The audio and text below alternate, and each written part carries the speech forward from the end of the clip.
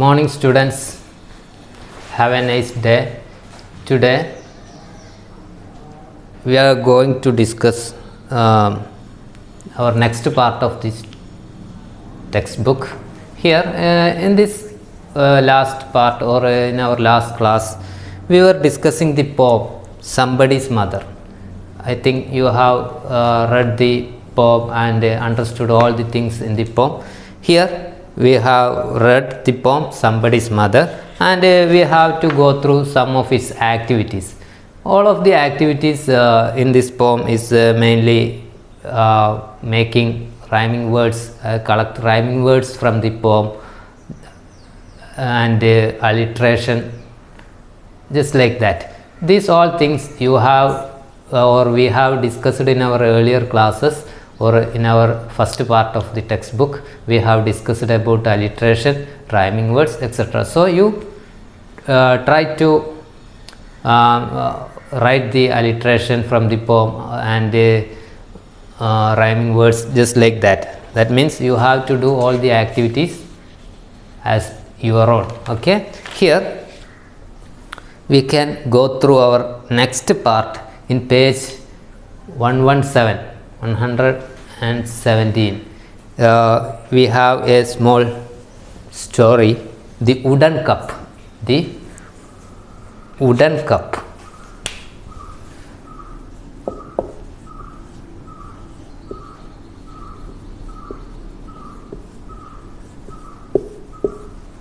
The wooden cup.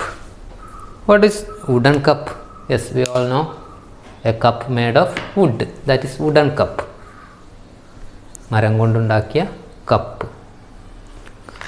Cup means വെള്ളമൊക്കെ കുടിക്കുന്ന cup.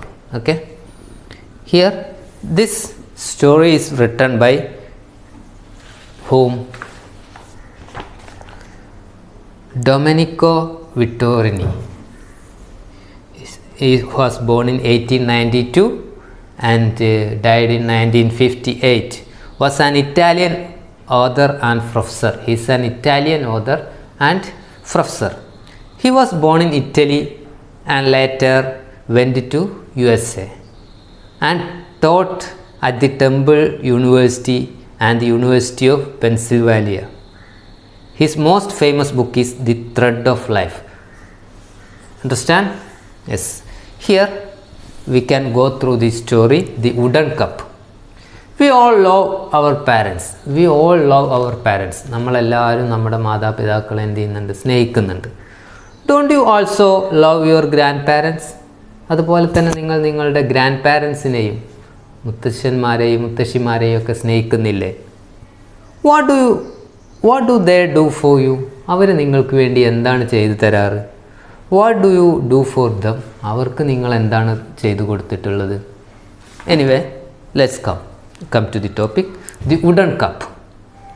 Once upon a time, long before, കുറേ വർഷങ്ങൾക്ക് മുമ്പ്, പണ്ടൊരിക്കൽ, in far off Italy, ഇറ്റലിയിലെ ഒരു വിദൂര പ്രദേശത്ത്, ഇറ്റലിയിലെ ഒരു റിമോട്ട് പ്ലേസിൽ, ഫാർ ഓഫ് ഇറ്റലിയിൽ നിന്ന് കുറേ വിദൂരത്തുള്ള ഒരു സ്ഥലത്ത്, there was a little boy whose name was Robertino. Robertino എന്ന പേരുള്ള ഒരു കുട്ടി ജീവിച്ചിരുന്നു. He loved his grandfather very much. Very simple languageലാണ്. You can read it yourself and you can understand it. He loved his grandfather very much. The little boy and the old man were very good friends. They were the little boy Robertino and his grandfather was very good friends. They were like friends. അവർ നല്ല അടുത്ത കൂട്ടുകാരെ പോലെയായിരുന്നു. They spent much time together. അവർ കൂടുതൽ സമയം അവർ ഒരുമിച്ചായിരുന്നു. Robertino loved to sit on his grandfather's knee and listen to the stories he told him. റോബർട്ടിനോയ്ക്ക് ഇഷ്ടമായിരുന്നു എന്ത്? Grand ഫാദറിൻ്റെ തുടകളിലിരുന്ന്, grand മടിയിലിരുന്ന്, കാലിലിരുന്ന് അദ്ദേഹം പറയുന്ന കഥകൾ കേൾക്കാനൊക്കെ റോബർട്ടിനോക്ക് വളരെ ഇഷ്ടമായിരുന്നു. Grandfather was a wonderful storyteller. മാത്രമല്ല his grandfather was a very good storyteller. വളരെ നല്ലൊരു കഥ പറച്ചിലുകാരൻ കൂടിയായിരുന്നു.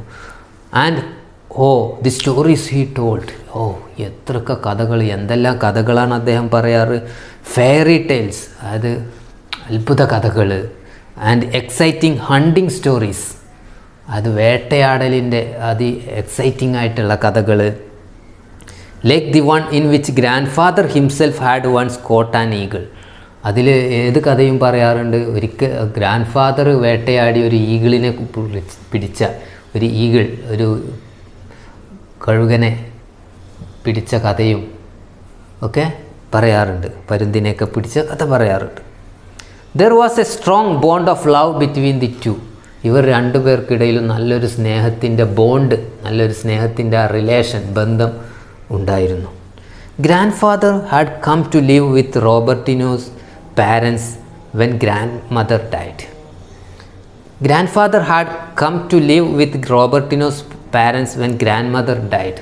ഗ്രാൻഡ് മദർ മരിച്ച ശേഷമാണ് 3 years ബിഫോർ, 3 വർഷം മുമ്പ് റോബർട്ടിനോൻ്റെ ഗ്രാൻഡ് മദർ മരിച്ച ശേഷമാണ് ഗ്രാൻഡ് ഫാദർ തൻ്റെ അച്ഛൻ്റെയും അമ്മയുടെയും അടുത്തേക്ക്, അതായത് അവരുടെ മകൻ്റെ റോബർട്ടിനോൻ്റെ അച്ഛൻ്റെയും അമ്മയുടെ അടുത്തേക്ക് താമസത്തിന് വന്നത്. Robertino's mother did not understand the loneliness of the old man. റോബർട്ടിനോൻ്റെ അമ്മക്ക് ഈ വയസ്സായ ഈ മനുഷ്യൻ്റെ ഏകാന്തതയൊന്നും മനസ്സിലാക്കിയിരുന്നില്ല അമ്മ.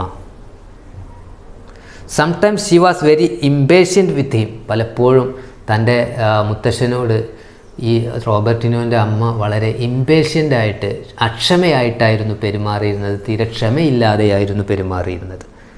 Especially on those days when his hands shook and he would drop what he was holding. പ്രത്യേകിച്ച് ഏത് സമയത്ത് ഈ വയസ്സായതുകൊണ്ട് ഇദ്ദേഹത്തിൻ്റെ കൈയെല്ലാം എന്ത് ചെയ്യും, ഷെയ്ക്ക് ചെയ്യും, വിറക്കും. അങ്ങനെ കയ്യിലുള്ള കപ്പും മറ്റു സാധനങ്ങളൊക്കെ, താൻ പിടിച്ചിരിക്കുന്ന സാധനങ്ങളൊക്കെ നിലത്ത് വീണ് പൊട്ടുക, അങ്ങനത്തെയൊക്കെ പ്രശ്നം ഇദ്ദേഹത്തിൽ നിന്നുണ്ടാവാൻ തുടങ്ങി. അന്നു മുതൽ റോബർട്ടിനോൻ്റെ അമ്മക്ക് ഇദ്ദേഹത്തോട് വളരെ ദേഷ്യമായിരുന്നു. One night at dinner grandfather lifted his cup to drink his coffee. ഒരു ദിവസം രാത്രി ഡിന്നർ കഴിക്കുമ്പോൾ ഗ്രാൻഡ് ഫാദർ തൻ്റെ കാപ്പി കുടിക്കാൻ വേണ്ടി തൻ്റെ കാപ്പിയുടെ കപ്പ് ഉയർത്തിയപ്പോൾ his poor old hands shook so much that the coffee spilled on the clean white tablecloth. എന്ത് ചെയ്തു, അദ്ദേഹത്തിൻ്റെ കൈ വിറച്ചിട്ട് ആ കാപ്പി തൂകിപ്പോയി, കാപ്പി മറിഞ്ഞു പോയി. എവിടെ, നല്ല ഒരു ടേബിൾ ക്ലോത്തിൽ, അതായത് വെള്ള കളറുള്ള ആ ടേബിൾ ക്ലോത്തിൻ്റെ മുകളിലേക്ക് ആ കാപ്പി വീണുപോയി. The cup falling from his hand broke into many pieces. അദ്ദേഹത്തിൻ്റെ കയ്യിലിരുന്ന കപ്പ് നിലത്ത് വീണിട്ട് പല പല കഷ്ണങ്ങളായി പൊട്ടി. Robertino's mother spoke angrily to the old man.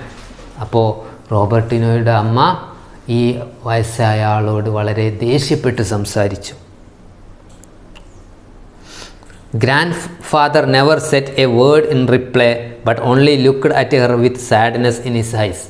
Grand father തൻ്റെ അമ്മയോട്, അതായത് റോബർട്ടിനോയുടെ അമ്മയോട് മോശമായിട്ടൊന്നും ഒരു മറുപടി പോലും, ഒരു വാക്കുപോലും മറുപടി പറഞ്ഞില്ല. പക്ഷേ കണ്ണുകളിൽ, അദ്ദേഹത്തിൻ്റെ കണ്ണുകളിൽ എന്ത് കാണാമായിരുന്നു, ദുഃഖം തളം കെട്ടി നിൽക്കുന്നത് റോബർട്ടിനോക്ക് കാണാമായിരുന്നു. Robertino was also very unhappy. ഇത് കണ്ടപ്പോൾ റോബർട്ടിനോക്കും വളരെ ദുഃഖമായി. പുവർ ഡിയർ ഗ്രാൻഡ് ഫാദർ, പാവം എൻ്റെ പ്രിയപ്പെട്ട മുത്തശ്ശൻ.